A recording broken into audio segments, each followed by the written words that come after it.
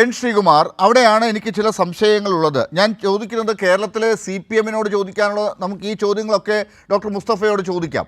പക്ഷെ അതിനു മുമ്പ് ഇതിലൊക്കെ മുൻപിൽ നിൽക്കുന്ന രാജസ്ഥാനിലും കർണാടകത്തിലും ഹിമാചൽ പ്രദേശിലും തെലങ്കാനയിലുമൊക്കെ കോൺഗ്രസ് മുൻകൈ എടുത്ത് തന്നെ മുന്നോട്ട് കൊണ്ടുപോയിക്കൊണ്ടിരിക്കുന്ന ഈ പദ്ധതികൾ, അതിൽ ഈ രാജസ്ഥാനിൽ മാത്രമാണ് ഇപ്പോൾ ഭരണത്തിലില്ലാത്തത്, പക്ഷേ അവിടെ തുടങ്ങിയത് കോൺഗ്രസ് ആണ്.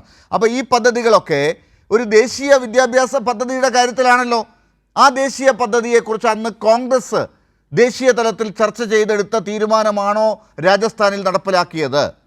ആ നടപ്പിലാക്കിയതിനനുസരിച്ചാണോ പിന്നീട് അങ്ങോട്ട് കാര്യങ്ങൾ പോയത്? ഇപ്പോൾ ആ റിപ്പോർട്ടിൻ്റെ അടിസ്ഥാനത്തിലാണോ കർണാടകത്തിൽ കാര്യങ്ങൾ മുമ്പോട്ട് കൊണ്ടുപോകുന്നത്, തെലങ്കാനയിൽ കാര്യങ്ങൾ മുന്നോട്ട് കൊണ്ടുപോകുന്നത്? താങ്കൾ ഇപ്പോൾ പറഞ്ഞ തലയിൽ മുണ്ടിട്ടാണോ അവിടെയൊക്കെ മുഖ്യമന്ത്രിമാർ ഇത് ഒപ്പിട്ടത്?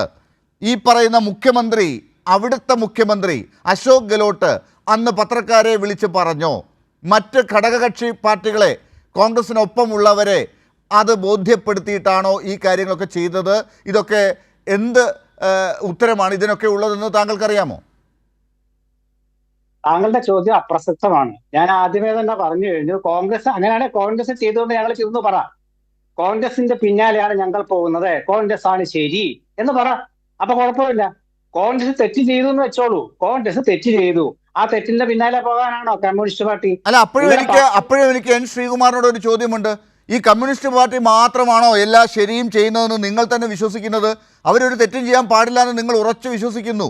അവർക്കൊരു തെറ്റും വരാൻ പാടില്ല എന്ന് നിങ്ങൾക്ക് അത്ര ബോധ്യമുള്ളത് കൊണ്ടാണോ ഇങ്ങനെ നിങ്ങൾ പിന്നാലെ അവരെ ഈ കാര്യത്തിൽ വിമർശിക്കുന്നത്? കോൺഗ്രസിന് ഇതൊക്കെ ആകാം, കമ്മ്യൂണിസ്റ്റ് പാർട്ടിക്ക് ആകാൻ പാടില്ല എന്നാണോ? ലാലേ, CPM-ന്റെ തീരുമാനം എന്താ? ദേശീയ വിദ്യാഭ്യാസ നയം നടപ്പാക്കില്ല. പാർട്ടി കോൺഗ്രസ് തീരുമാനം റദ്ദാക്കി കേരളത്തില്. അതായത് കേരളത്തിലെ CPM എന്ന് പറഞ്ഞാൽ CPM അല്ല, പിണറായി പാർട്ടിയാണ്. പിണറായി CPM കേരളത്തില്. കാരണം ജനറൽ സെക്രട്ടറി MA ബേബിയെ നിങ്ങൾ അപ്രസക്തനാക്കി.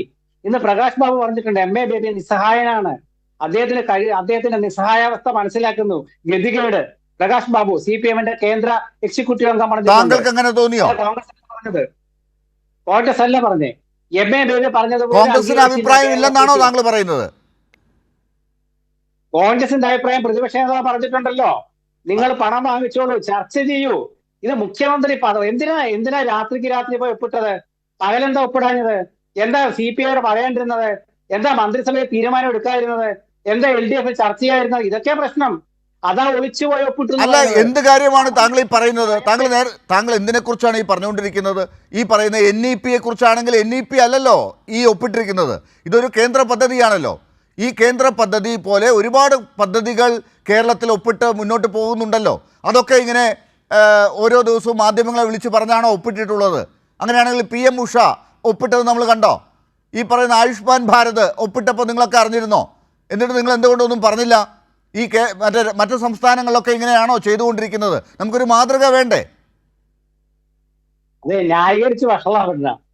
കേന്ദ്ര വിദ്യാഭ്യാസ നയം കേരളത്തിൽ നടപ്പാക്കില്ല എന്നുള്ള SFIയുടെ തീരുമാനമാണ്, DYFIയുടെ തീരുമാനമാണ്, CPM-ന്റെ തീരുമാനമാണ്. അത് റദ്ദാക്കി.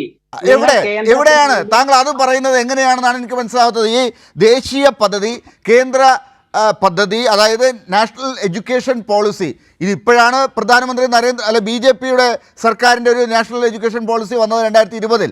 അതിനു മുമ്പ് മറ്റൊരു ദേശീയ പോളിസി ഇവിടെ ഉണ്ട്, അത് തുടർന്നുകൊണ്ടിരിക്കുകയായിരുന്നു. ദേശീയ പോളിസി എന്നുമുണ്ട് പല കാര്യങ്ങളിലും.